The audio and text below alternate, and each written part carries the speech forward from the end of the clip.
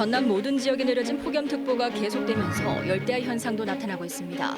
내일부터 태풍의 영향을 받으면서 폭염은 한풀 꺾이겠지만 과수농가 등의 피해가 우려되고 있습니다.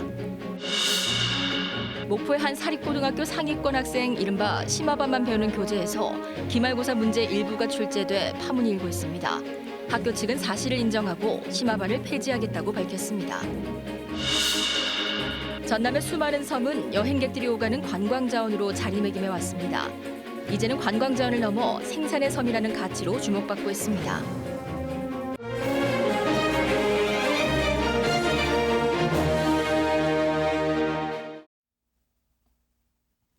목포에서 전해드립니다. 지난해 서울의 한 사립여고에서 불거진 시험 문제 유출 사건 이후 내신 관리에 대한 불신이 큰데요. 최근 광주에 이어 전남의 한 사립고등학교에서도 이른바 심화반 학생들이 보는 교재에서 시험 문제가 사실상 그대로 출제됐습니다. 성적 몰아주기 아니냐는 지적이 일고 있습니다. 보도에 손준수 기자입니다. 지난달 치러진 목포의 한 사립고등학교 1학년 기말고사 수학시험지입니다. 객관식 17문제와 단답형과 서술형 주관식 4문제 등 모두 21문제가 출제됐습니다. 객관식 문항 2개를 확인해봤더니 시중 참고서에 출제된 것과 문항과 보기까지 똑같습니다. 교육부 지침상 시험지 출제 규칙을 어긴 겁니다. 5개 객관식 문항도 참고서에 출제된 것과 비교하면 일부 기호나 숫자만 바꿨을 뿐입니다. 이렇게 출제된 7문제의 배점만 28.7점에 달합니다. 더 황당한 건 이 참고서가 상위권 학생들로 구성된 이른바 심화반 정규 수업은 물론 방과 후 수업 교재라는 점입니다. 상위권반을 제외한 나머지 학생들은 보조 교재 없이 수업을 진행해 공정성에 문제가 일고 있습니다. 그리고 문제집이랑 너무 똑같이 내기 때문에 어떻게 숫자만 바꾼다고 이게 달라진 문제가 아니잖아. 학교 측은 출제 교사에 대해 징계를 추진하고 심화반 등 수준별 수업을 폐지하겠다는 입장입니다. 교육과정에 반하는 수업을 지향하고 정상적인 교육과정 운영에 모든 교원이 충실할 수 있도록 지도할 방침입니다.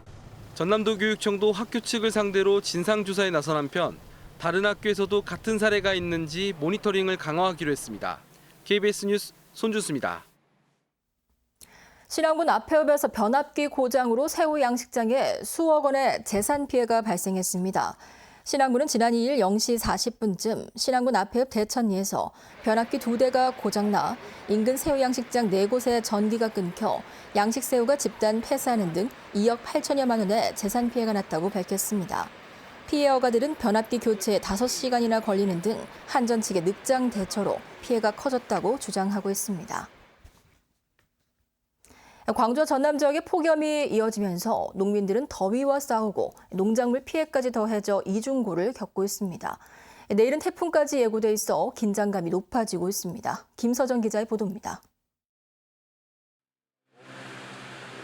비닐하우스에서 과일을 따는 농부의 얼굴에 땀이 줄줄 흐릅니다. 대형 선풍기가 쉼 없이 돌아가지만 열기를 식히기에는 역부족입니다. 올해 여름 더위는 패션 프루츠라고 불리는 열대 과일은 백향과도 견디기 힘들 정도입니다. 낙과 현상이 지금 많이 일어나고 있어요. 이제 제대로 끝까지 익지 않고 너무나 더워서 이렇게 나무에서 과일이 떨어져 내리는 그런 낙과 현상이 일어나가지고 좀. 곡성 옥가와 광양읍이 36.8도까지 오르는 등 광주와 전남 지역에 8일째 폭염특보가 계속되고 있습니다. 영광에서 70대 농민이 탈진하는 등 오늘 하루 동안 5명이 더위로 쓰러지면서 올여름 온열질 환자도 110명을 넘어섰습니다. 폭염과 싸우는 농민들에게 8호 태풍 프란시스코는 더 큰 걱정입니다. 애써 키운 복숭아도 태풍이 몰고 올 비바람을 맞으면 모두 헛것입니다. 어디고 방도가 없지. 나무 달려는 뭐 톱도 못 오고 싸도 못 오고 어쩔 수 없어. 당하지. 태풍은 내일 오후 남해안을 시작으로 밤사이 전남 동부 지역을 지날 것으로 예상됩니다. 우리 지역은 현재 태풍 위험 반원에 들지는 않지만 광주 전남 지역의 예상 강수량이 10에서 60mm, 그리고 전남 서해안 지역은 5에서 20mm 정도로 강수가 예상되고 있고, 기상청은 태풍의 영향으로 강한 바람이 예상된다며 농가 등의 시설물 피해가 없도록 철저히 대비해달라고 당부했습니다.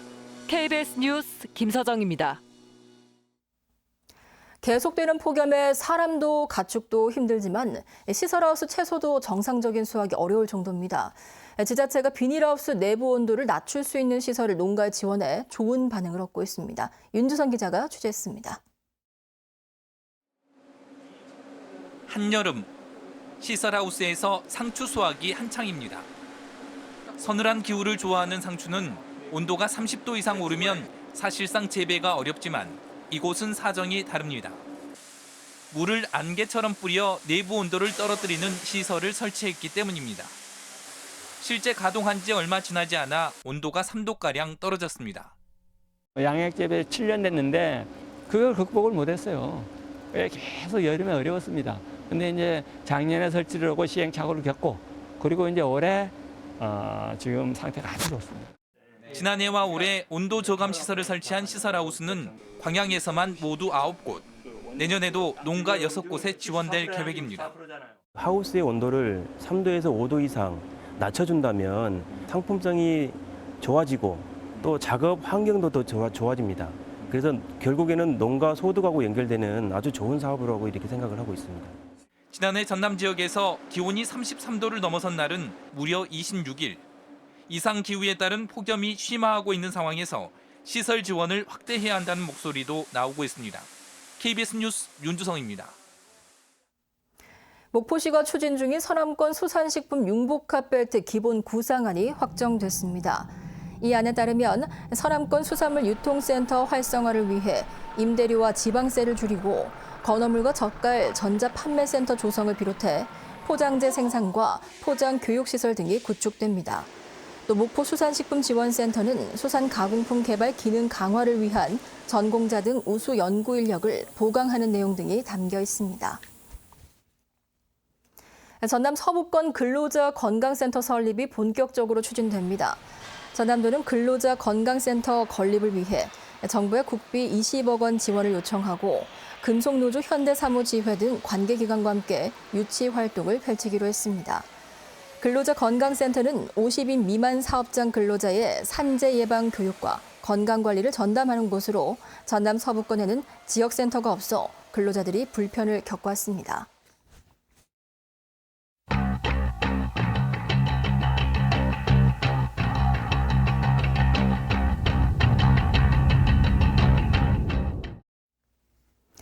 섬의 날 특별 기획보도, 오늘은 세 번째 시간입니다. 그동안 전남의 여러 섬은 전남 관광의 핵심 콘텐츠로 자리 잡았는데요. 사실 섬은 관광뿐만 아니라 수산물 양식장으로도 그 가치가 매우 높습니다. 최근 섬 양식장 지역을 중심으로 인구는 물론 어가 소득도 높아지고 있습니다. 보도에 김광진 기자입니다. 신안 안자도에서 배를 타고 들어가야 하는 섬 속의 섬 반월도. 완도와 달리 온통 주변이 펄물이지만 이상희 씨는 18년 전부터 전복 양식을 시작해 지금은 탄탄히 자리를 잡았습니다. 천천히 자라는 펄 전복이 일반 전복보다 더 맛있다는 입소문에 한때는 1kg에 1,000원 이상 더 비싸게 팔기도 했습니다. 태풍이 온다든지 하면은 다 이렇게 섬 사이에서 다 섬이 막아주고 그렇게 해서 더 낫은 것 같아요. 교통 부분만 조금 불편하지. 신안 앞에도에서 농협조합장까지 지낸 박인석 씨는 농사를 접고 지난 2011년부터 새우 양식에 도전했습니다. 지금 생각하면 왜 빨리 양식을 시작하지 않았나 후회스러울 뿐입니다. 만 평이면 기본 20톤입니다. 기본 20톤. 근데 우리 아까찌개 평균 15,000원에서 3억이지 않습니까? 수익이 엄청나요. 이처럼 섬 지역이 양식 수산물의 주 생산지로 관심을 끄는 이유는 섬 지역은 오염원이 적은 데다 거친 파도를 막아주는 지형을 갖추고 있고 여기다 전복 먹이용인 다시마가 잘 자라는 것은 물론 수온 등 환경 조건이 육지보다 양식에 더 유리하기 때문입니다. 실제 전남 섬 지역 양식 어가는 새우가 가장 많이 증가한 가운데 전복과 김 그리고 굴 등도 양식 어가와 면적이 2010년 대비 큰 폭으로 늘었습니다. 섬 인구 역시 2008년까지는 감소 추세를 보였습니다만 귀어가 증가로 2019년 현재 4년 평균 42가구씩이 증가되고 있습니다. 섬 지역은 빼어난 비경으로 관광 자원의 보고인 동시에 고부가가치를 지닌 양식 수산물의 핵심 생산 기지이기도 합니다.